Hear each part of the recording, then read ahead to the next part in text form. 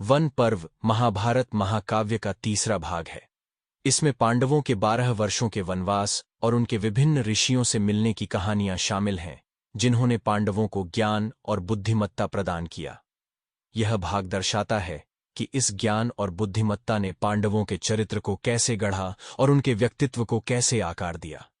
इस भाग में विभिन्न उपाख्यानों का वर्णन किया गया है, जैसे कि अजगर युधिष्ठिर संवाद, नल दमयंती उपाख्यान और सावित्री सत्यवान उपाख्यान। इस भाग में ऋषि बृहदाश्व और युधिष्ठिर की मुलाकात की कथा भी वर्णित है। जब युधिष्ठिर ने ऋषि बृहदाश्व से मुलाकात की तो उन्होंने अपने दुख और आत्मग्लानि व्यक्त की, जो कि जुए के खेल के कारण उत्पन्न हुई थी, जो उनके जीवन में सभी समस्याओं और कष्टों का कारण बना।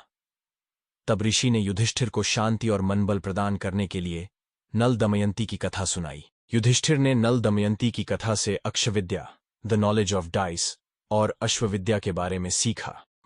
महाभारत की प्राचीन कथा में निषद्ध नामक समृद्ध राज्य पर नल नामक एक पराक्रमी और धर्मनिष्ठ राजा का शासन था। नल न केवल एक वीर योद्धा थे, बल्कि एक कुशल रथ चालक भी थे। उनके राज्य में प्रजा उनसे अत्यधिक प्रेम करती थी और उनकी कीर्ति दूर दूर तक फैली हुई थी। वहीं विदर्भ राज्य में दमयंती नामक एक अद्वितीय सुंदरी राजकुमारी रहती थी। उनकी सुंदरता और गुणों की चर्चा भी दूर दूर तक थी और ये बातें नल के कानों तक पहुंचीं। दमयंती की अद्वितीय छवि ने नल के हृदय को मोह लिया, भले ही उन्होंने उसे कभी देखा नहीं था। एक दिन नल अपने उद्यान में टहल रहे थे, तभी उन्होंने एक सुनहरे हंस को देखा। नल उस सुनहरे हंस की सुंदरता से प्रभावित हुए और उसे पकड़ने का प्रयास करने लगे। हंस ने नल की महानता को पहचाना और बोला, हे महान नल, यदि आप मुझे मुक्त कर दें तो मैं विदर्भ जाऊंगा और दमयंती के सामने आपके गुणों की प्रशंसा करूंगा। नल ने इस प्रस्ताव को स्वीकार किया और हंस को मुक्त कर दिया। हंस उड़कर विदर्भ पहुंचा और दमयंती के सामने नल की वीरता, बुद्धिमानी और करुणा की कहानियां सुनाने लगा।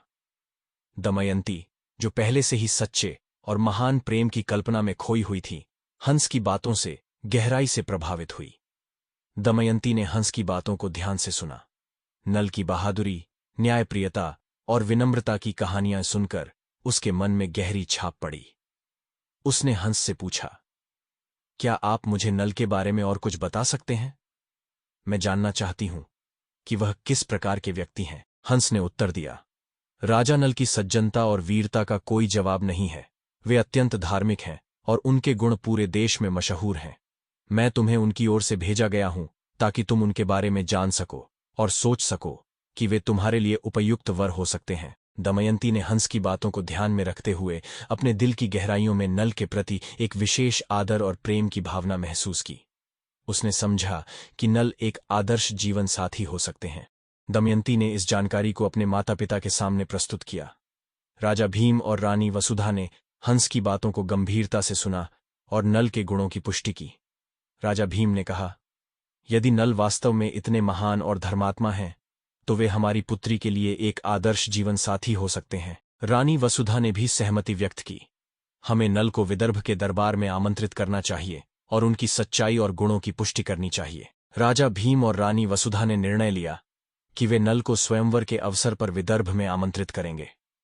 उन्होंने हंस को संदेश भेजा कि नल को विदर्भ आने के लिए कहा जाए। हंस ने खुशी खुशी इस संदेश को स्वीकार किया और वापस नल के पास लौट आया और दमयंती की प्रतिक्रिया सुनाई।